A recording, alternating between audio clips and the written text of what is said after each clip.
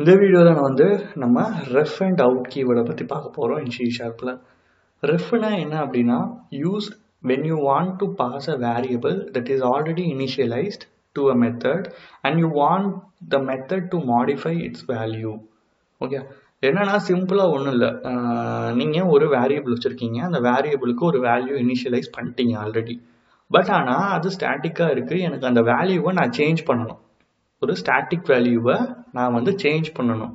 அதுக்கு நீங்கள் மெத்தட் மூலியமா ரெஃப் கீவேர்டு யூஸ் பண்ணி உங்களால் சேஞ்ச் பண்ண முடியும். அதுதான் இந்த ரெஃபோட யூஸ்.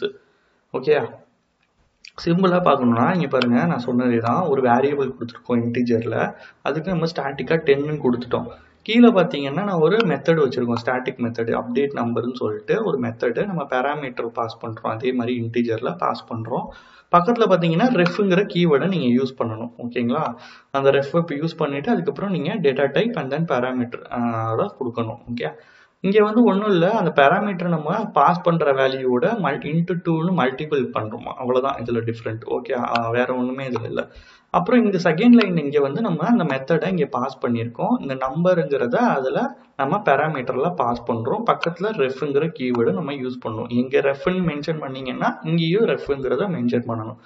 அண்ட் தென் வந்து நீங்கள் வந்து இந்த நம்பரோட இந்த இருக்குல்ல, இந்த இது நம்பருங்கிறத அதை நீங்கள் பிரிண்ட் பண்ணி பார்த்தீங்க அப்படின்னா உங்களுக்கு அவுட்புட் வந்து இங்கே என்ன சேஞ்சஸ் நடக்குதோ அது வந்து எங்களுக்கு ஷோ ஆகும். சப்போஸ் நீங்கள் ரெஃப் கீவேர்டு யூஸ் பண்ணலன்னா உங்களோட அவுட்புட் என்னவா இருக்கும், இந்த லாஸ்ட் தேர்ட் லைனில் அப்படின்னா 10ன்னு தான் இருக்கும், அதில் 20ன்னு சேஞ்ச் ஆகாது.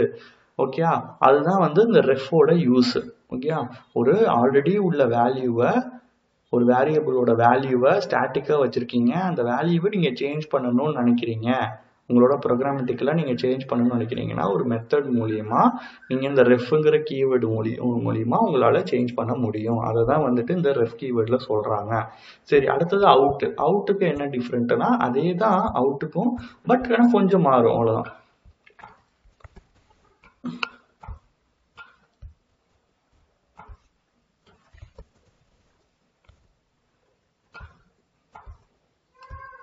அவுட்னா என்னன்னா யூஸ்ட், அடுத்த லைன்ல இருக்கு பாருங்க, used when you want a method to return multiple values or assign a new value to a variable inside the method. நம்ம இதுக்கு முன்னாடி ரெஃப்ல என்ன பார்த்தோம்னா ஆல்ரெடி ஒரு வேல்யூ வச்சிருக்கோம், அந்த வேல்யூவை மெத்தட் மூலியமா நம்ம சேஞ்ச் பண்றோம். என்ன யூஸ் பண்ணி, ரெஃப்ங்கிற ஒரு கீவேர்டை யூஸ் பண்ணி நம்ம சேஞ்ச் பண்றோம். இங்கே என்ன நடக்குதுன்னா நீங்க வேல்யூவை கொடுக்கவே இல்லை.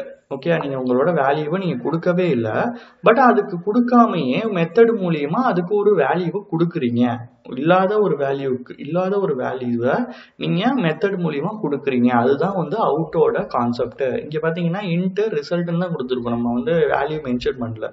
இங்கே சேம் அதே மாதிரி மெத்தட் கொடுத்துருக்கோம். அந்த மெத்தடுக்குள்ளே என்ன பண்ணியிருக்கோம்னா ஜஸ்ட் ஒரு வேல்யூ பாஸ் பண்ணுறோம். இங்கே பேராமீட்டர் வச்சுருக்கோம்ல, அதுக்கு ஒரு வேல்யூ பாஸ் பண்ணுறோம். அடுத்து நான் என்ன பண்ணுறேன்னா அந்த கால்குலேட்டர் நான் இங்கே கொடுக்குறேன், ரிசல்ட்டை இங்கே அவுட் மூலியமாக பாஸ் பண்ணுறேன்.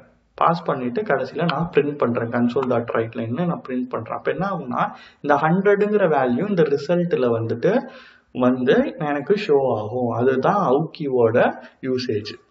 ஓகே, ஒரு இல்லாத வேல்யூவை நான் வந்து இனிஷியலைஸே பண்ணலை, பட் ஆனால் எனக்கு வந்து ஒரு இது வந்து நடக்கணும், எனக்கு ப்ரோக்ராமேட்டிக்கலாக நான் அதுக்கு வேல்யூ பாஸ் பண்ணணும் அப்படிங்கிறதுக்காக நீங்கள் அவுட் யூஸ் பண்ணுறீங்க. அதுதான் வந்து இந்த ரெஃப்க்கும் அவுட்டுக்கும் உள்ள சில டிஃப்ரென்ஸு. பட் ரெண்டுமே வந்து passing parameters. Okay, to change the value, அதுதான் கான்செப்ட். Okay, thanks.